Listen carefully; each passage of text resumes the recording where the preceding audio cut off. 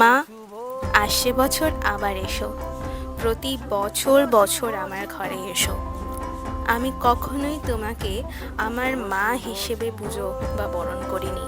তোমাকে আমি সর্বদা আপ্যায়ন করেছি আমার মেয়ে রূপে, কন্যা রূপে।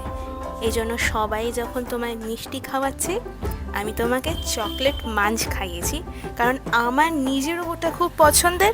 আর সবার কাছ থেকে তো তুমি মিষ্টি খাচ্ছই। মিষ্টি খেতে খেতে তোমার যদি সুগার এসে যায়, ভাবলাম একটু চকলেট খাওয়াই। যাই হোক, সাবধানে যেও। আসছে বছর সাবধানে এসো। আর প্লিজ তাড়াতাড়ি এসো।